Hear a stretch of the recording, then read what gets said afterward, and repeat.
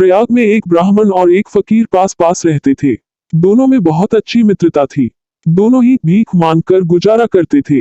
नगर में आए दिन ब्रह्मभोज होते रहते थे, इसलिए ब्राह्मण लगभग 12 दिन ब्रह्मभोज की दावतें उड़ाता था और शेष दिन भीख मांगकर गुजारा करता था।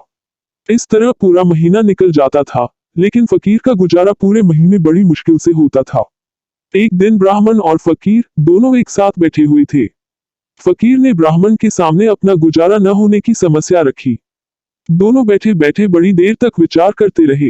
एक विचार ब्राह्मण की समझ में आया। उसने फकीर से कहा कि तुम ब्राह्मण का वेश बना लो और मेरे साथ ब्रह्मभोजों में चला करो।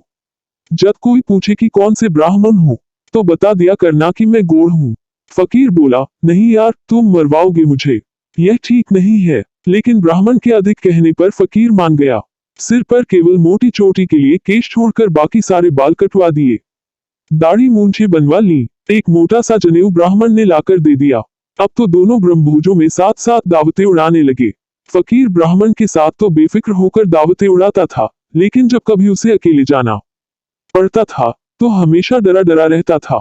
अब ब्रह्मभोजों में वह दावत करते समय किसी से बोलता नहीं था और दावत समाप्त होते ही वहां से जल्दी ही निकल आता था। एक दिन वह अन्य दिनों की तरह ब्रह्मभोज की दावत में बैठा हुआ खाना खा रहा था। तभी पूरी परोसने वाला पूरियां परोसते परोसते जब ब्राह्मण बने फकीर के पास आया, तो पूरी लेने के लिए पूछा। उसने कुछ कहा नहीं, बल्कि हाथ से पूरी रखने के लिए इशारा किया। पूरी परोसने वाले को कुछ शक हुआ तो पूछ बैठा, आप कौन से ब्राह्मण हैं? फकीर ने रटा रटाया उत्तर दिया। पूरी परोसने वाले को जब तसल्ली नहीं हुई, तो उसने उससे फिर पूछ लिया, कौन से गोड़? अब तो ब्राह्मण बना फकीर सकते में आ गया।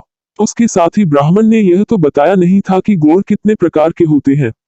वह बहुत घबरा गया और उसके मुंह से अनायास ही निकल पड़ा, या अल्लाह, गोड़ में भी गुड़। फिर क्या था, लोगों को पता चलने पर ब्रह्मभोज में अफरा तफरी मच गई।